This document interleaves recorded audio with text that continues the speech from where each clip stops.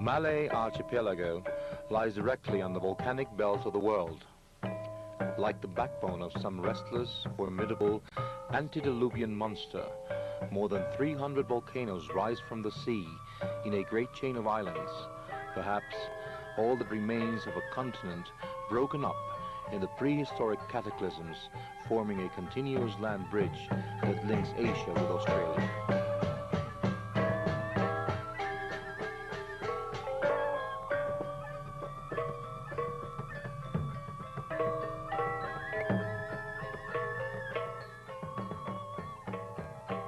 One of the smallest, but perhaps the most extraordinary, is the island of Bali, a cluster of high volcanoes deeply furrowed by ravines, washed out by rising rivers full of rapids and waterfalls. It drops steadily to the sea without forming lowlands, just 8 degrees south of the equator. Bali has over 2,000 square miles of extravagantly fertile lands, most of which are beautifully cultivated.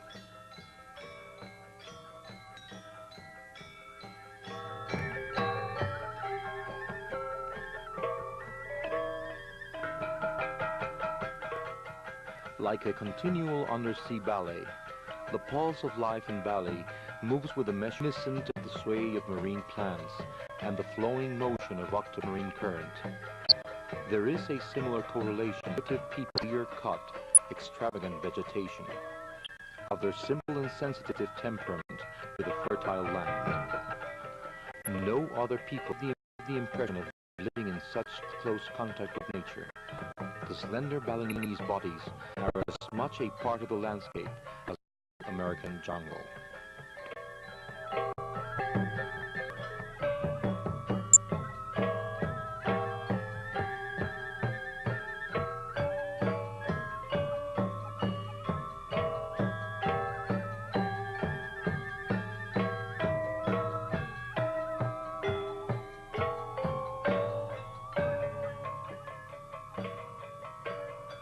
Their reputation for beauty is well justified. The majority of the population are handsome, with splendid physique and with a dignified elegance of bearing in both men and women of all ages. From childhood, the women walk for miles, carrying heavy loads on their heads. This gives them a great coordination of movement, a poised walk, and bodily fitness. Old women retain their strength and do not become bent hags. We were astonished at times to discover that the slender, straight silhouette we had admired from a distance belonged to an old lady with gray hair, walking with ease under 40 or 50 pounds of fruit.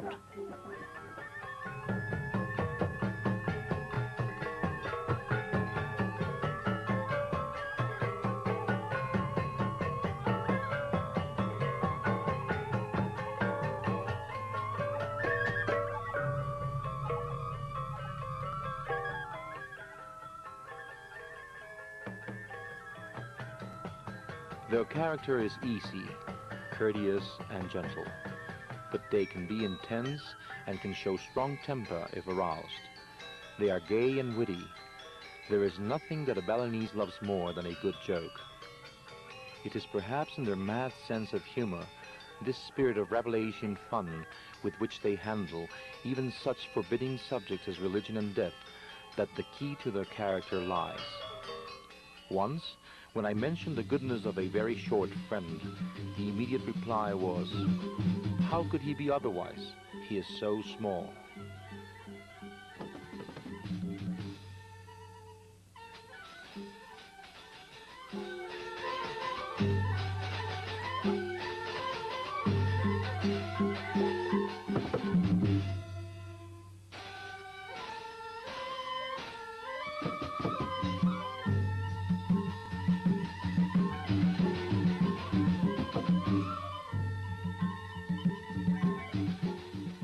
The pride of the Balinese has not permitted the development of one of the great professions of the East.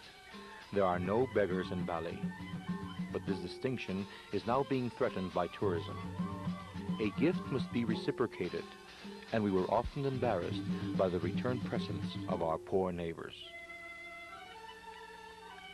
children of the neighborhood that Rose had treated for infected wounds always came back with presents of fruit or rice, which they handed casually to our houseboy, never mentioning them to us, as if they had wanted to avoid making a demonstration of their generosity. Then Vishnu made war on Indra, the lord of the heavens, to induce him to teach men how to grow rice. Thus, as the principal source of life and as a gift from the gods, rice was born from the cosmic union of the divine male and female forces represented in earth and water.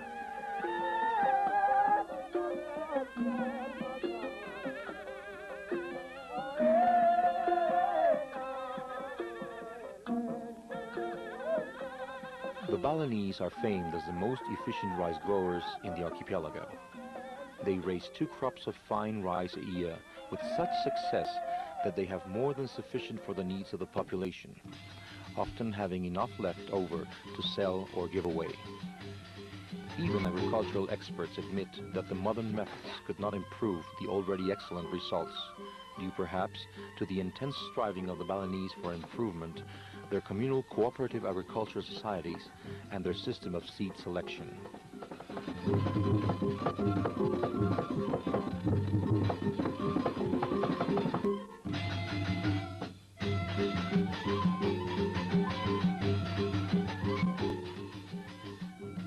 The villages are organized into close-knit boards or councils. Every married man is a member of the council and is morally and physically obliged to cooperate for the welfare of the community. A man is eagerly assisted by the council as a matter of duty. Since the world of a Balinese is his community, he is anxious to prove his worth, for his own welfare is in direct relation to his social behavior and his communal standing.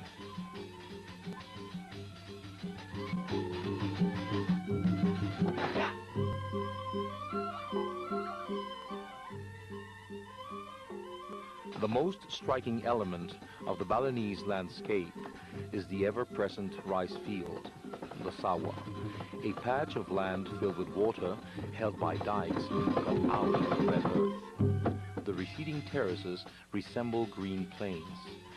When they are first filled with still water, they are like mosaics of mirrors that reflect the clouds. Later, they are sprinkled with the dainty blades of the newly planted rice in an all-over pattern of chartreuse on a ground of brown ooze. Eventually, a tender yellow-green carpet which turns to a rich gold ochre as the grain ripens.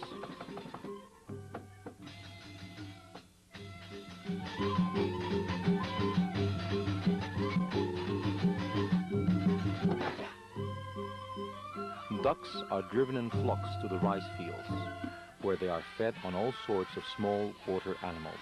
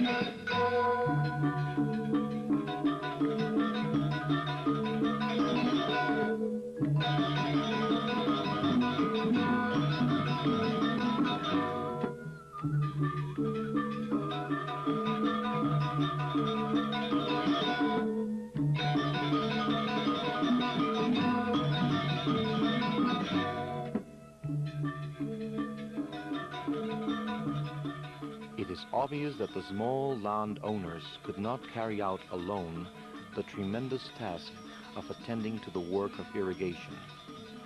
It became necessary for them to organize into subaks, agricultural cooperative societies, water boards that control the equitable distribution of water to their members.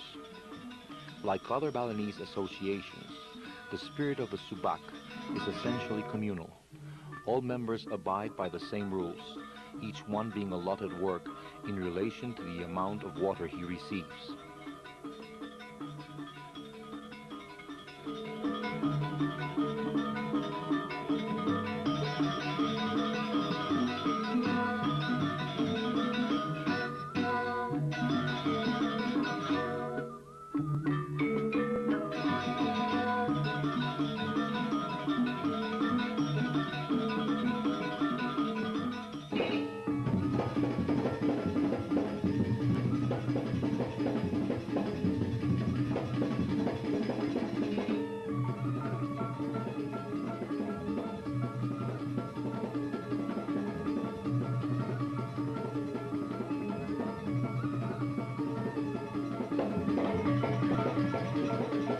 At harvest time, every morning and every evening, one sees the people in the streets. Men going to work, nonchalantly beating rhythms on their agricultural implements, or returning from the fields overlaid with sheaves of rice heavy with grain. Poised women come and go with great loads of shiny black clay pots on their heads. If it happens to be market day in the village, at dawn, the roads are crowded with husky people from the nearby villages who come to sell their produce piles of coconuts, bananas, or vegetables, pottery, mats, baskets, and so forth, carrying on their heads even the table that serves as a stand.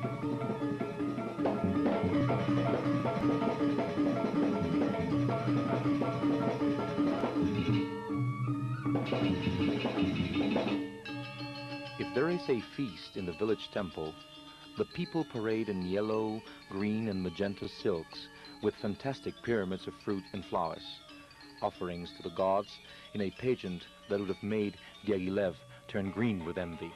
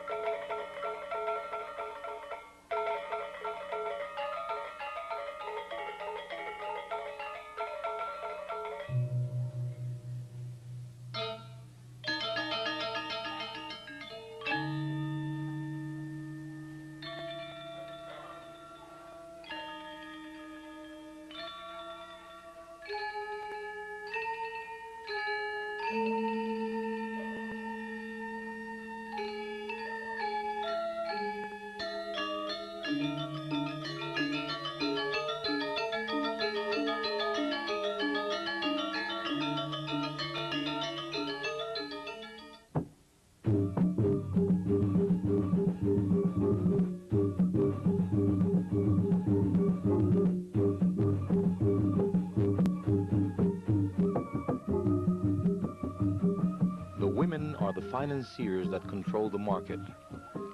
One seldom sees men there, except for certain trades or to help carry such heavy loads as fat pigs.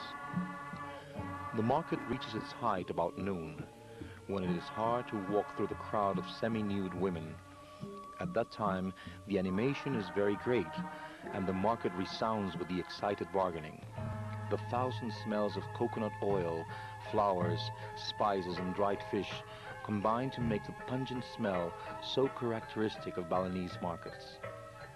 The soft browns and yellows of the women's skirts and the bright colored sashes they wear, the graceful movements and unconscious beauty of their poses make of the market a show as interesting to watch as their luxurious and spectacular feasts. Young people meet at the market at harvest time, when everybody helps to cut the rice, at the river and so forth, but especially at the frequent village celebrations and nocturnal theatrical performances, when the boys meet their friends and make new conquests. An attraction at all festivals is the pretty dagangs, girls who run small stands of food, drinks, cigarettes, and sidi. They sit behind little tables illuminated by petrol lamps, scraping coconuts, grinding sauces, and serving drinks, surrounded by a circle of admirers who squat on the ground, joking with them on the pretext of buying a pennyworth of peanuts or a pack of cigarettes. Some girls know that it is best to remain cold and indifferent, attending to their business, while others are gay and friendly and can answer cleverly to the boys' wisecracks.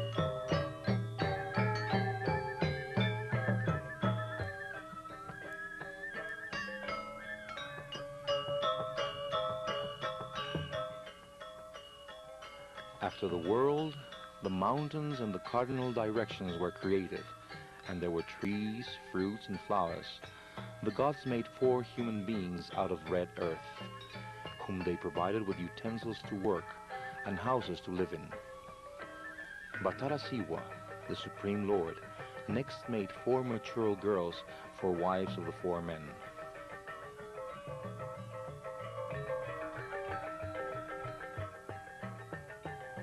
The god of love, Batara Semara, made mating a pleasure so that women would be fertilized, and eventually the 4 couples had many children, grew, became adolescent, married, and had children.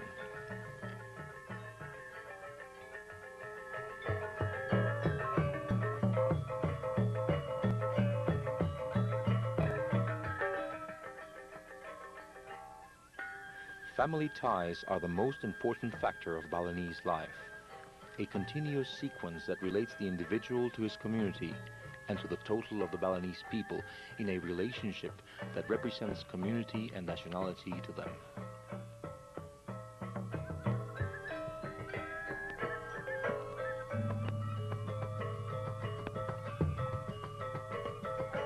A Balinese feels that his most important duty is to marry as soon as he comes of age and to raise a family to perpetuate his line. He centers all his hopes in having children, preferably male children, who will look after him in his old age, and most important of all, sons who will take the proper care of his remains after he is dead, performing the necessary rites to liberate his soul for reincarnation, so it will not become an aimless, wandering ghost.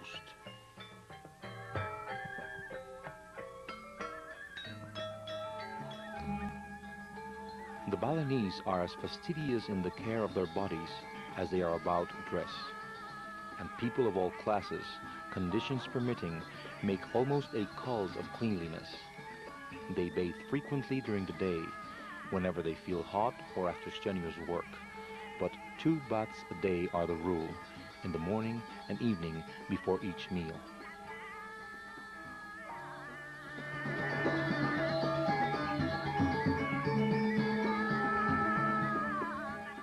The Balinese admire a smooth, clear skin, the color of gold, and pretty girls have a mortal dread of being sunburnt, so they do not like to go unnecessarily into the sun. The skin is kept in condition by rubbing and massaging while bathing. Afterwards, anointing the body with coconut oil and boré, a yellow paste that protects the skin from exposure to the rain. Boré is made of mashed leaves, flowers, aromatic roots, cloves, nutmeg, and turmeric, kunit, for coloring. Niepi. Once a year, at the spring equinox, every community holds a general cleaning out of devils, driving them out of the village with magical curses and rioting by the entire population. This is followed by a day of absolute stillness, the suspension of all activity, from which the ceremony takes its name. Niepi marks the new year and the arrival of spring, the end of the troublesome rainy season. There is great excitement all over Bali at this time. There are melis, or processions, to take the gods to the sea for their symbolical bath. The celebration proper extends over a period of 2 days, the Metjaru, the great purification offering, and Niepi, the day of silence. On the first day, the government allows unrestricted gambling and cockfighting, an essential part of the ceremony, because the land is cured by spilling blood over impure air.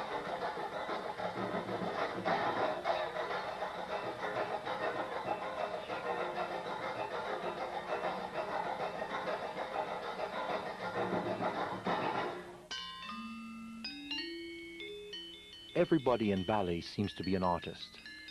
Coolies and princes, priests and peasants, men and women alike, can all dance, play musical instruments, paint or carve in wood and stone.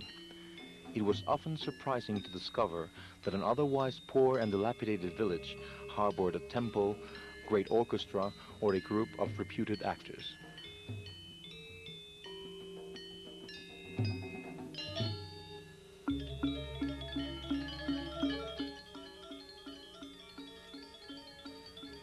Women of all ages have always taken part in the ritual offering dances. In olden times, only little girls became dancers and actresses. But today, beautiful girls take part in theatrical performances, playing the parts of princesses formerly performed exclusively by female impersonators.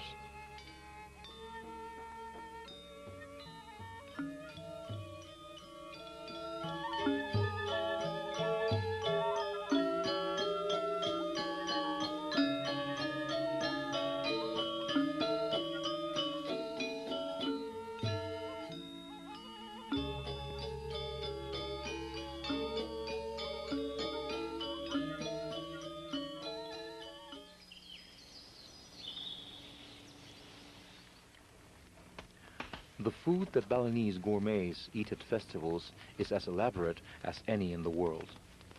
The daily diet of cold white rice is helped, however, by a side dish of vegetables chopped together with a dozen or so spices, aromatic herbs, grated coconut, and the hottest chili peppers in the world.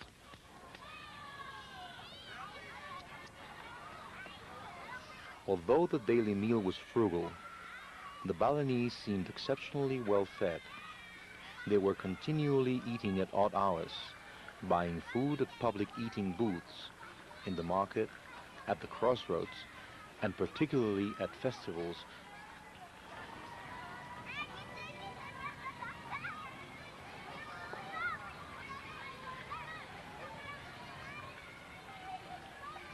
Balinese is so hot that it made even me, a Mexican raised on chili peppers, cry and break out in beads of perspiration.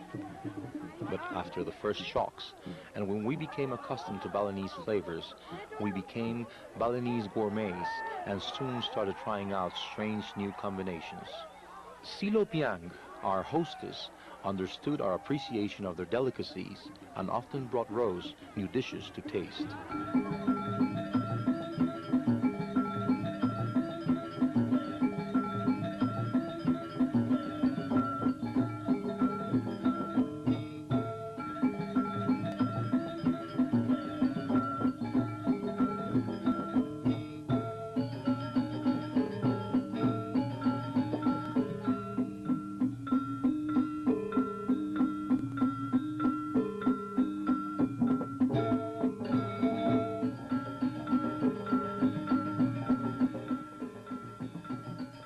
As the archetype of the delicate and feminine, the legong is the finest of Balinese dances. Connoisseurs discuss the comparative excellence of various legongs as intensely as we discuss our dancers. The legong is performed at feasts, generally in the late afternoon when the heat of the day has subsided. At the first rumor that there is going to be a legong in the central square, or if it is at a private feast in the middle of the street, the crowd begins to gather.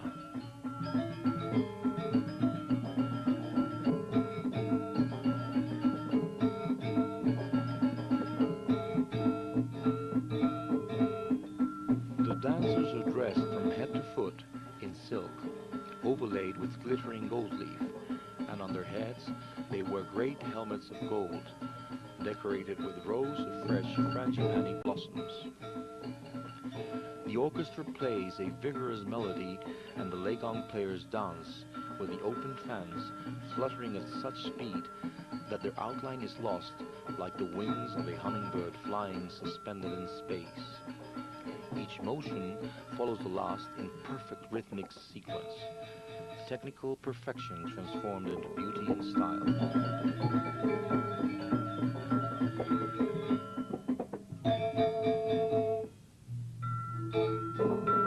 The artist is, in Bali, essentially a craftsman, and at the same time an amateur, casual and anonymous, who uses his talent knowing that no one will care to record his name for posterity. His only aim is to serve his community, seeing that the work is well done. Actors and musicians play for the feasts of the village without pay, and when they perform for private festivals, they are lavishly entertained and banqueted instead.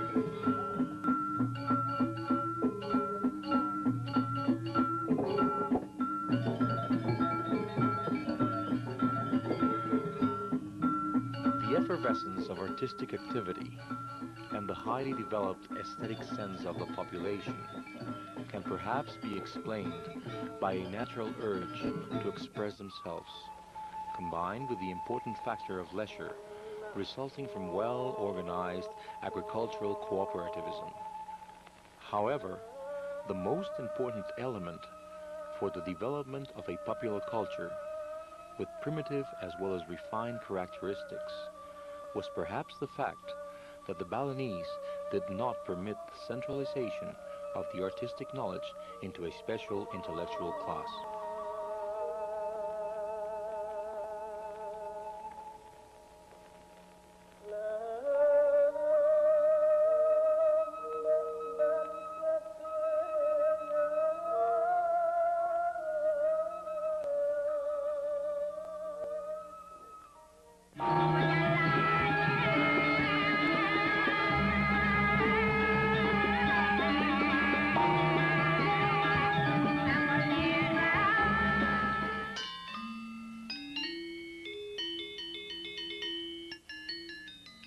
No feast is complete in Bali without music and elaborate dramatic and dance performances. No one would dream of getting married, or holding a cremation, or even of celebrating a child's birthday, without engaging troops of dancers and actors to entertain the guests and the neighbors. During the anniversary feasts of the temple, there are always dances that last throughout the night and may even continue for days, with a different type of show every afternoon and night.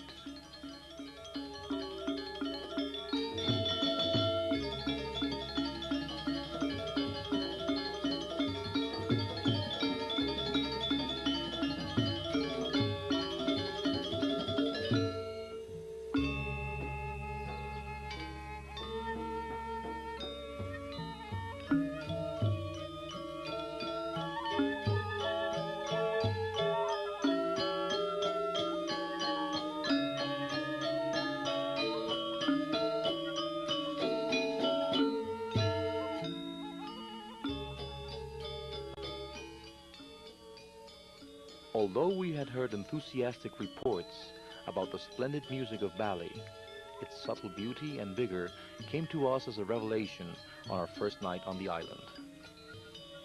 25 or 30 young men, who nude above the waist and wearing sashes of blue silk, sat cross-legged around a square formed by impressive instruments in elaborate carved frames. There were metallophones, sets of polished bronze bowls, great bronze gongs, and many kinds of small cymbals. There were also 2 long drums wrapped in black and white checkered cloth.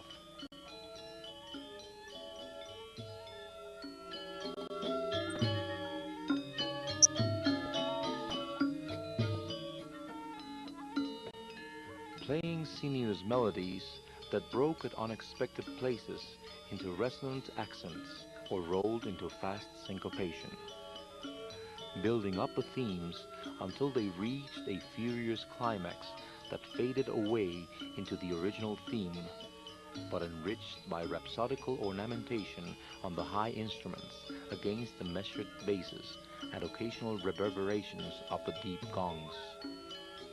It was an oriental ultra-modern Bach fugue, an astounding combination of bells, machinery, and thunder.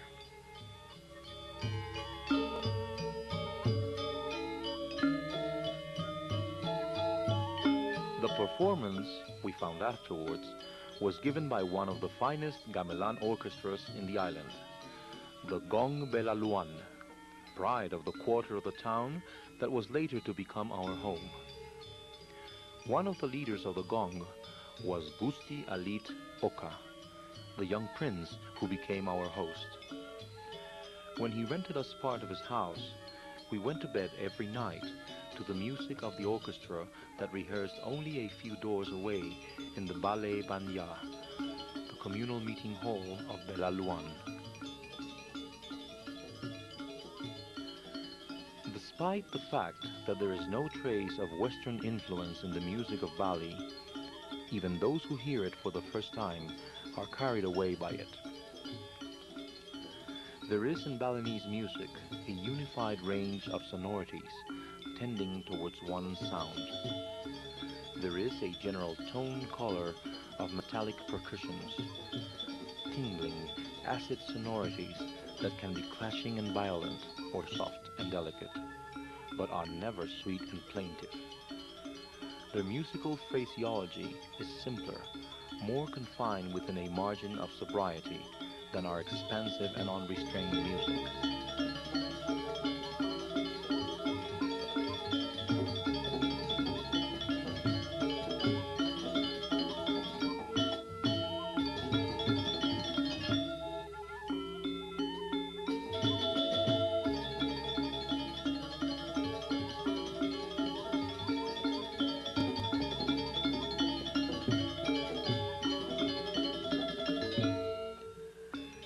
Next to having good orchestras, a fine group of dancers is an almost organic need for the spiritual and physical life of the community.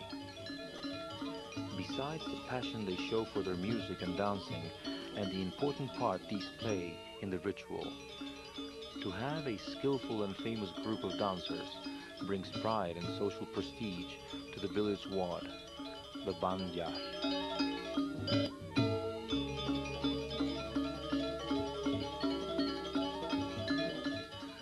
The Balinese attribute a divine origin to music and dancing. It is said that Batara Guru, the supreme teacher, invented the first instruments, and that Indra, the lord of the heavens, originated dancing when he created the incomparably beautiful Ledari, the nymphs of heaven, to dance for the pleasure of the gods.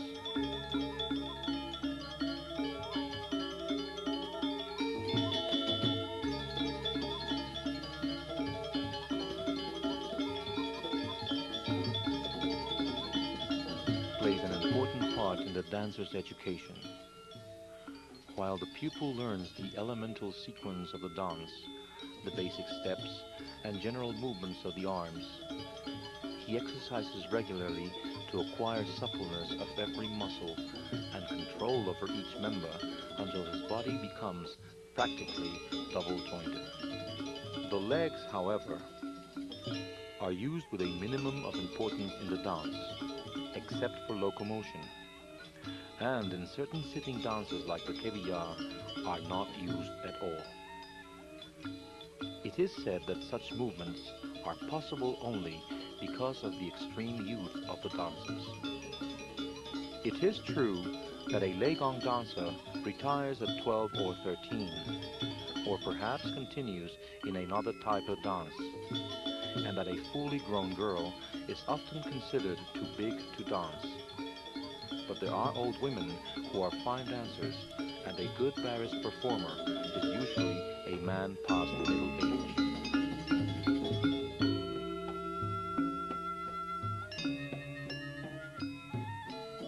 Like music, dancing has developed to a standard of technical perfection that makes of it a difficult science, requiring years of special physical training and practice. The excellence of a performer does not depend only on his skill, but also on his personality, emotional intensity, and the expressiveness of his feature. Dance in Bali cannot be considered as an art separate from the theater.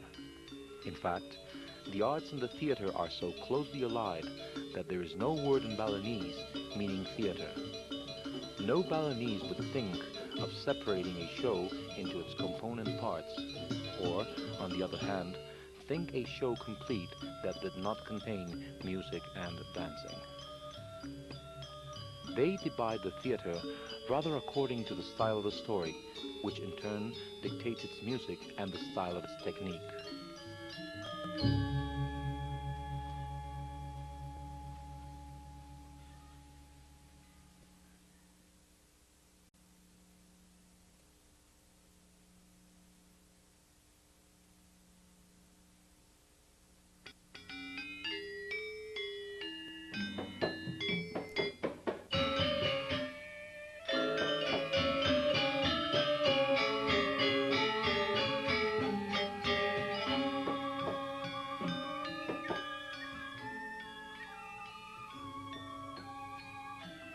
One boat brought the holy Barong Landong, 4 giant puppets who performed in the temple. They were Jerolu, a ribald old woman with a protuberant forehead, enormously distended earlobes, and deep wrinkles outlined in gold all over her white mask. A lecherous black monster with prominent teeth called Yerogede. A young prince, Manri, and his beautiful princess, Jili Towong, richly dressed in green and gold, who wore great flower headdresses over the yellow masks.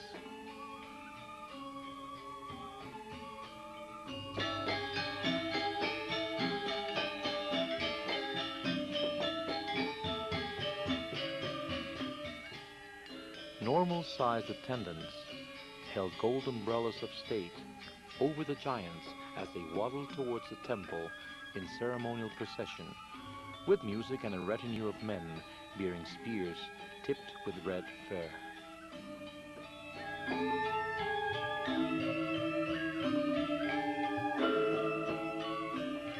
After dedicating an offering, the giants danced to the accompaniment of gongs, flutes, and drums. That old rascal, Yerogede, talked and laughed in a deep, thunderous voice, while Jerolu leaped, whooped, and yelled in a shrill falsetto, all behaving in a manner quite undignified for their holy character. Their remarks were of the sort that made my polite Balinese friends blush, especially in the episode when the prince made love to the princess.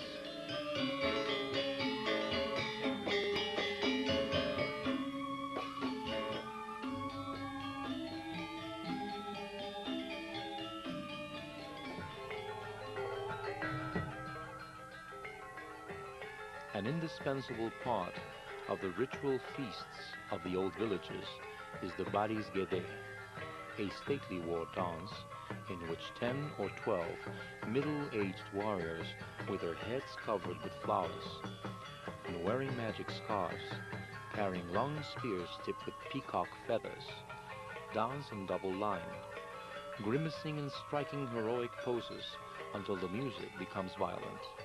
Then they enact a sham battle with their black and silver spears.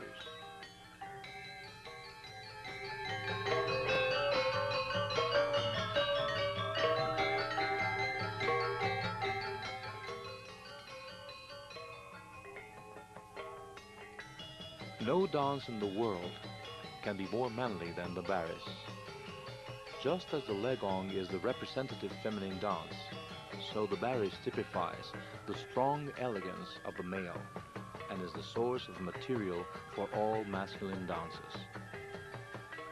Remaining essentially a war dance, the style of the ritual Baris was later adapted to the performance of heroic plays in the Baris Pendet, in which individual dancers play the military heroes using dramatic dialogues to accompany their movement.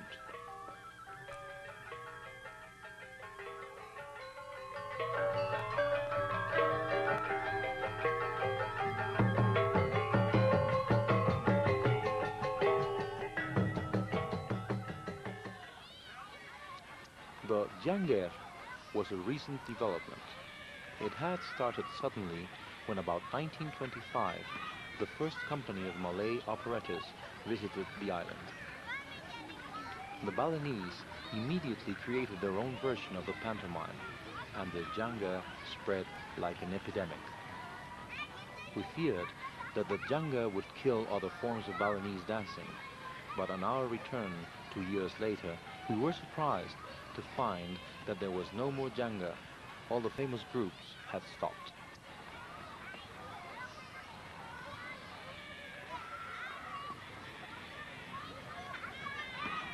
The most exhilarating show of the Balinese was dead and forgotten.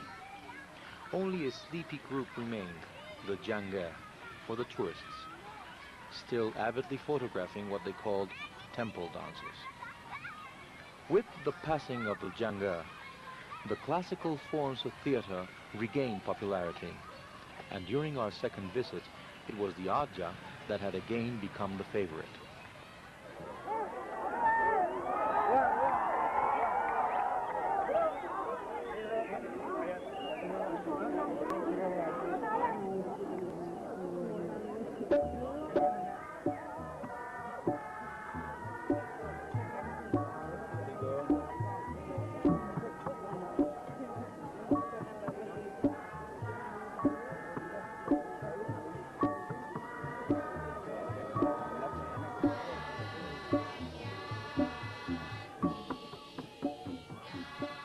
A performance by a good Arja ensemble is a social event in the village.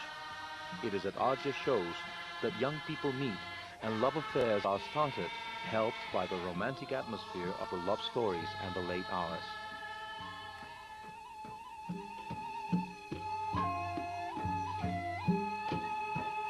The Arja stories are romantic episodes of memorable love affairs of princes and princesses, generally full of fantastic situations and with a distinctive erotic flavor.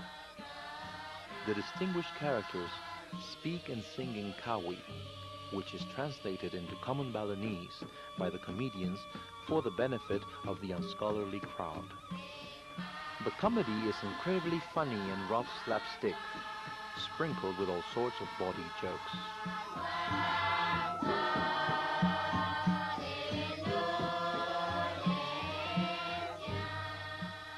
The play begins with the appearance of the Gondon, the female eternal princess.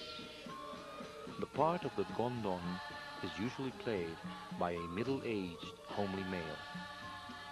Praising his mistress and begging her to come out, she is finally persuaded. The curtains of the little booth at the end of the dancing space part, and the much heralded beauty appears. In progressive Ajas, she may be a young girl dressed in gold with a great flower headdress.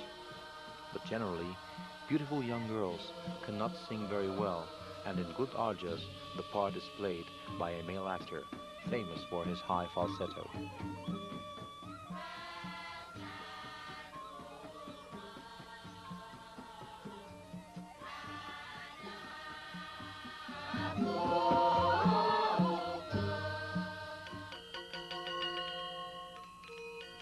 Under the hanging rotors of a great baringing, or banyan tree in the central square of the village, sat a dozen girls and a dozen boys in groups of 6, forming a square, the girls facing the girls, the boys opposite each other. A dance master, the dags, sat in the center. The boys shouted and shook, while the girls sang with baby voices, flinging their hands and flashing their eyes. After a while, a girl appeared dressed as a prince, singing and posturing, quarreling with a wild-looking bird. An actor with a frightfully mask, wings and a bright-colored tail. The show ended with the death of the bird, shot by an arrow of the princess.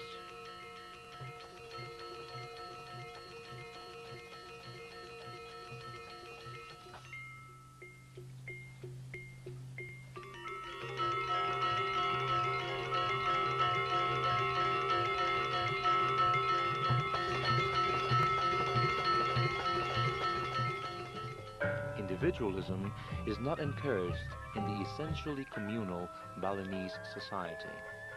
But, from time to time, the genius of an artist breaks through the conventional mold and emerges as a powerful personal influence.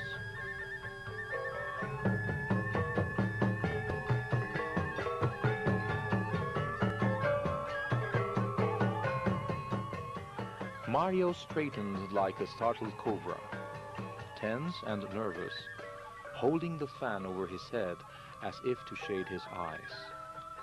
The opening theme was fast and furious, and Mario began to dance, waving his fan energetically, darting glances from side to side as if at an imaginary enemy. The tempo increased to a frantic climax, broken suddenly by a melodious solo on the rayong. Mario relaxed and danced delicately, his expression softened, and his movements became languid.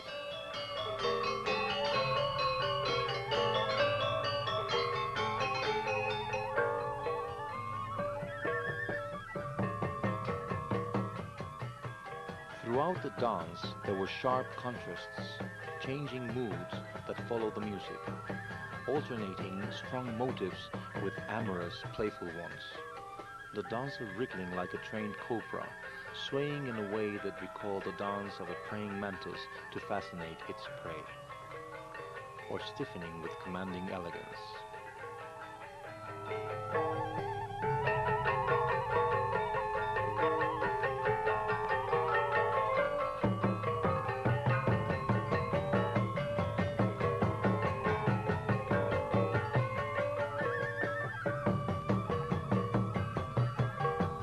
Mario, a young man of humble birth, startled South Bali with a new dance, which combined the rugged manliness of the heroic dances, Balis, with the delicacy of the Legong. Its novelty consisted in the fact that the dancer never raised himself from the ground, moving only from the waist up, giving greater emphasis to the movements of the torso, arms, and hands, and focusing the attention on the dancer's facial expression. In using his body like a sensitive musical instrument, the young dancer interpreted even the most delicate moods of the island's finest orchestra. His fame spread to the foreign visitors on the island.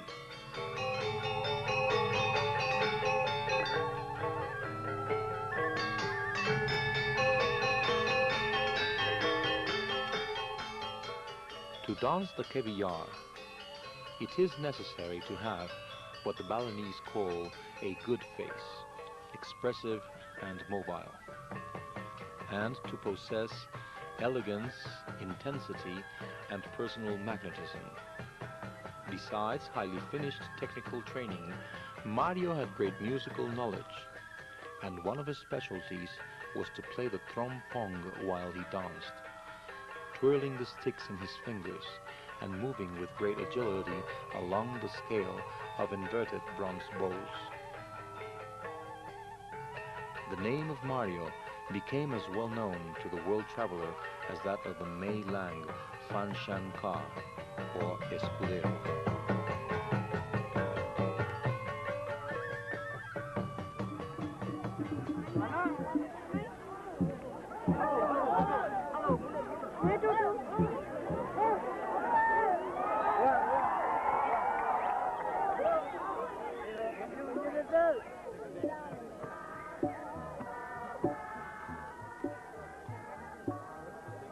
Travelers watching dance become bored after a short time and cannot understand why the great crowds sit listening with profound attention to the plays that do not end till dawn. But to the Balinese, the dance is more than stage movements. It is the medium of the classical poetry, the rival humor, and most important of all, it is the greatest factor in the spiritual education of the masses. In a performance given by an inspired storyteller, there prevails the curious mixture of mysticism and slapstick humor that the Balinese love so. Every object and every move of the dance has a symbolical significance aside from the purely entertainment aspect of the show.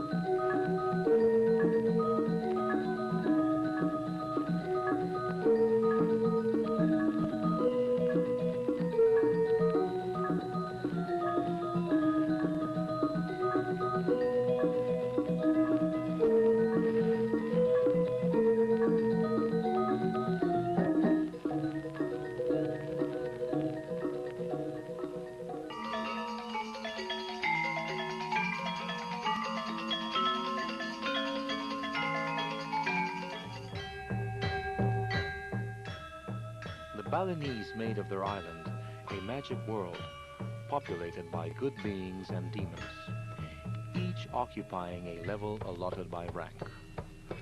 The deified spirits of their ancestors dwelling in the summits of the volcanoes. Ordinary human beings living in the middle world and the sea, which is the home of devils and fanged giants, the enemies of mankind.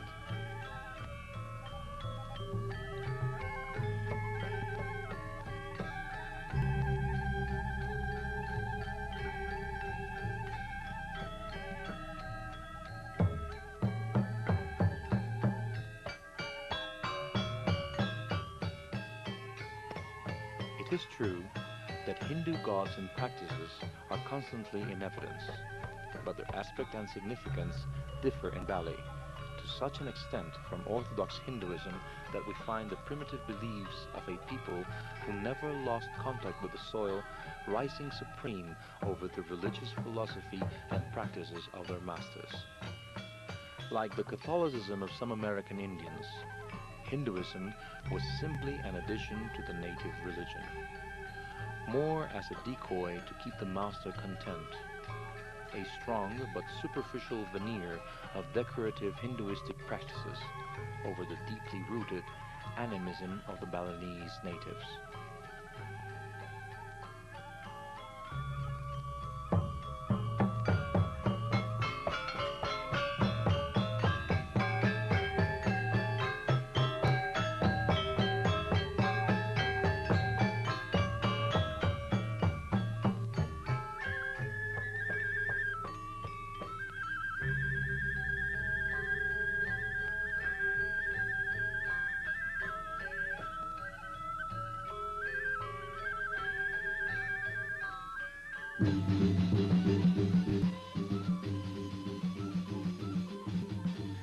Religion is to the Balinese both community and nationality.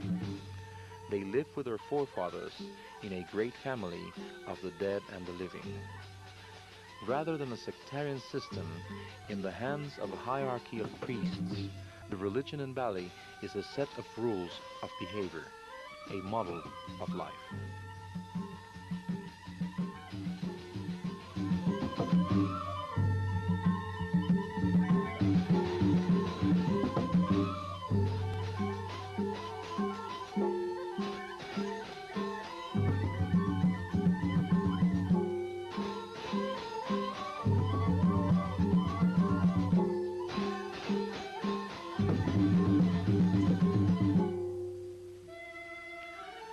Motivated by this background of religious beliefs, the Balinese found it necessary to establish a communal cooperation to provide for the magnificent festivals that are such an important part of their life.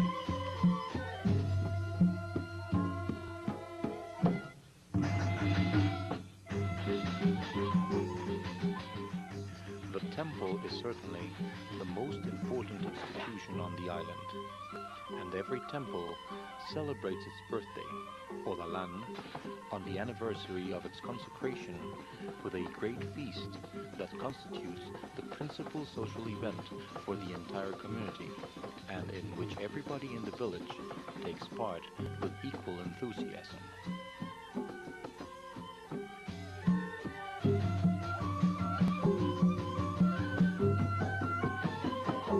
The men attend to the decorations of the temple, build the temporary bamboo altars, erect awnings for entertainers, adorn the shrines with flags, pennants, and penniors, cook food for the feast, and dress up the statues of the demons that guard the entrance.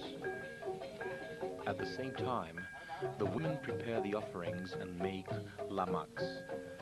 The pemangku receive and bless the offerings that each woman brought.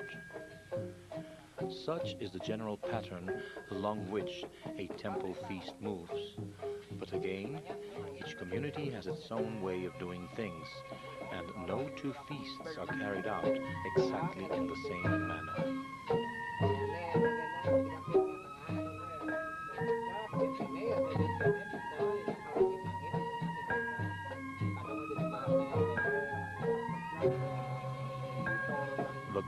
played all night the stately ancient music, and as dawn approached, the old Burmanku moved around quietly, supervising things, putting out the lights and preparing for the final ceremony, the adoration of the rising sun. When Mendet was danced again by middle-aged women and offerings were dedicated in the direction of the first rays of sun that appeared in the horizon. This ended the feast, and by morning, when the essence of the offerings had been consumed by the gods, the women came to collect their respective offerings and take them home.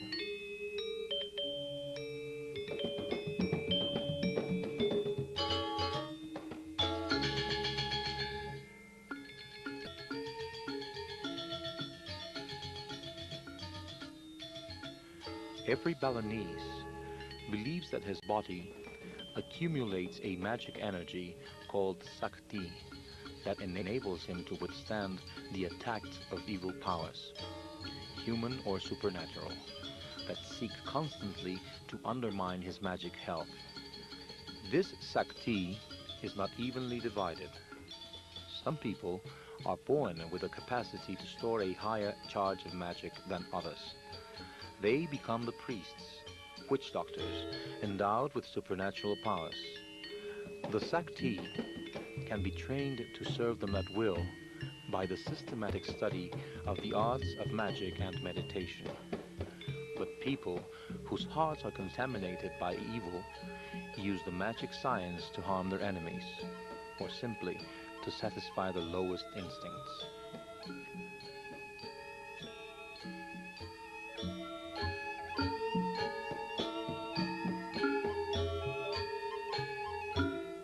An explanation of the Balinese attitude in regard to personal magic can be found in a principle that constantly obsesses them: strong and weak, clean and unclean.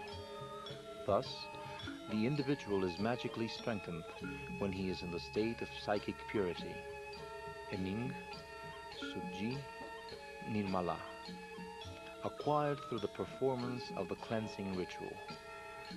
The antithesis of this is the often mentioned Sebel condition, uncleanliness, when a run-down soul renders one vulnerable to the attacks of evil. Not even the deities are free from becoming Sebel, and like any other woman, Rangda and the death goddess Durga are Sebel once every month.